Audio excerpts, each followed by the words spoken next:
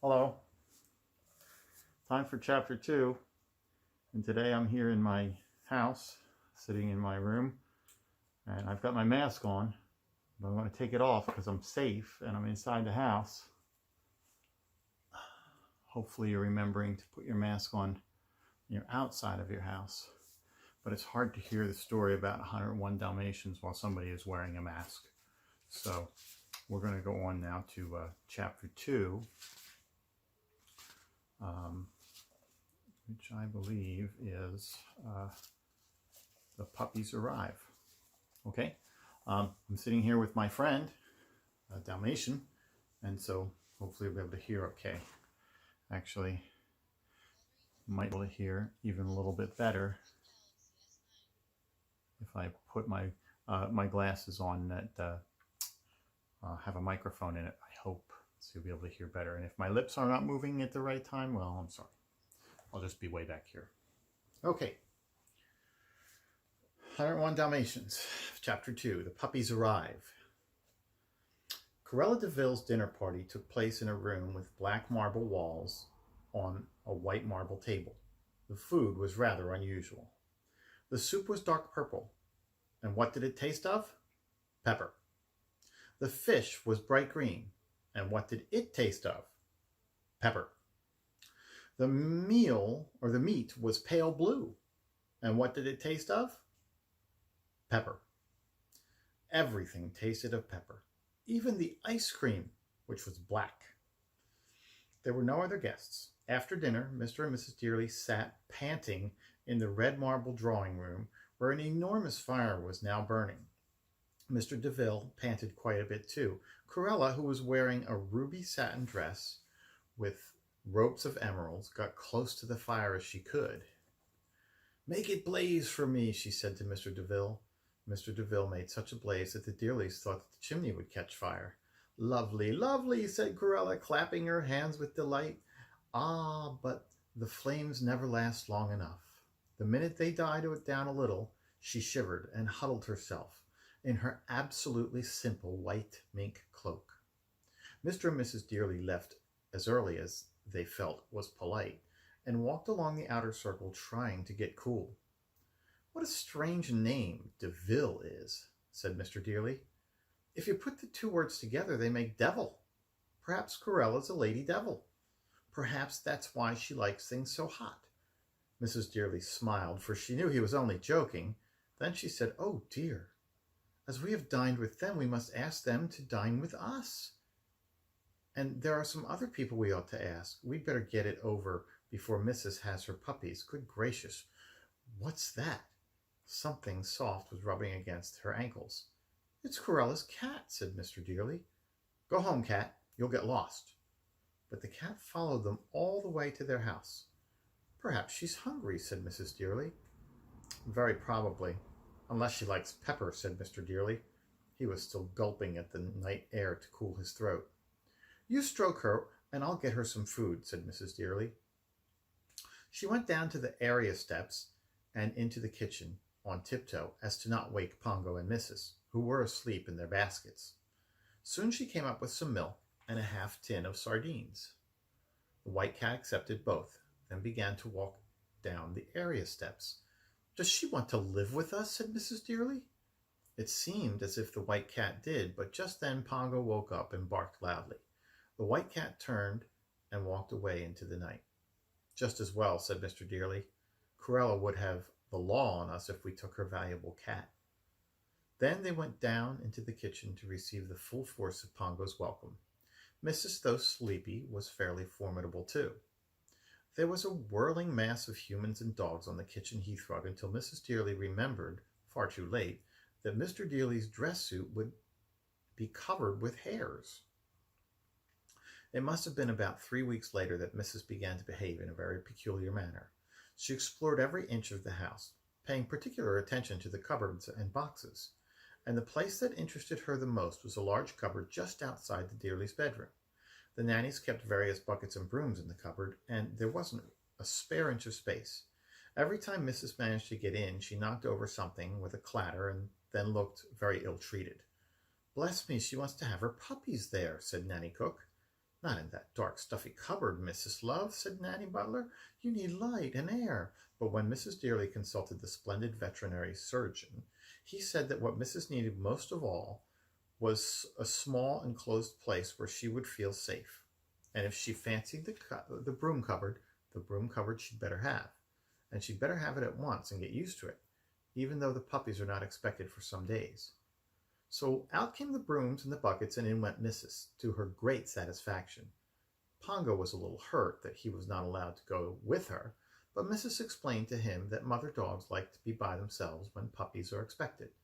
So he licked his wife's ear tenderly and said he quite understood. I hope the dinner party won't upset Mrs., said Mr. Dearly when he came home and found Mrs. settled in the cupboard. I shall be glad when it's over. It was to be that very night, and there were quite a lot of guests. The food had to be normal, but Mrs. Dearly kindly put a tall pepper grinder in front of the DeVilles. Cruella ground so much pepper that most of the guests were sneezing, but Mr. DeVille used no pepper at all. He ate much more than at his own house.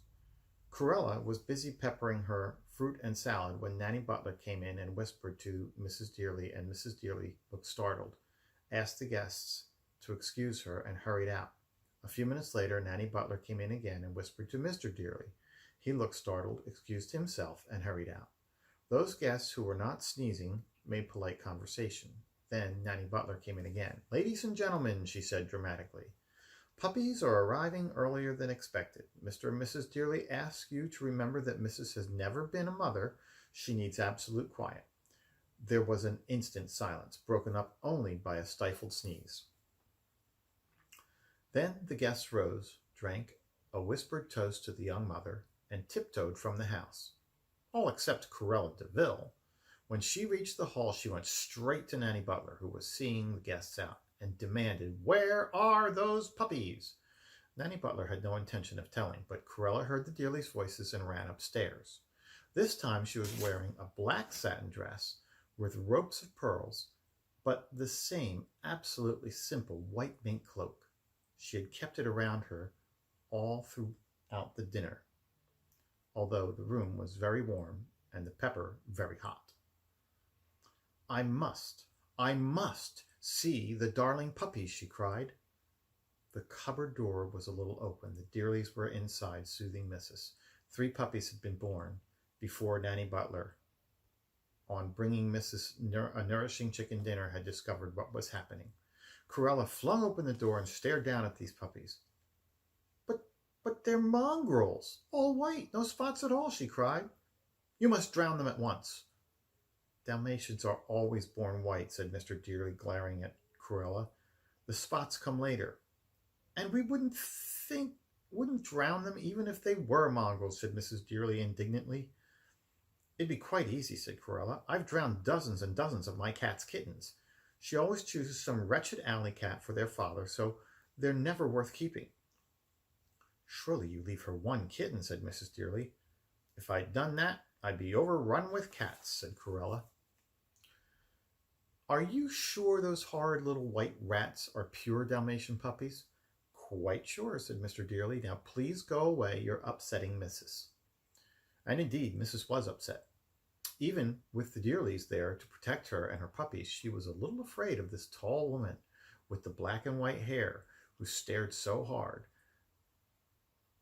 And that poor cat who had lost all those kittens. Never would Mrs. forget that, and one day she would be glad she remembered it.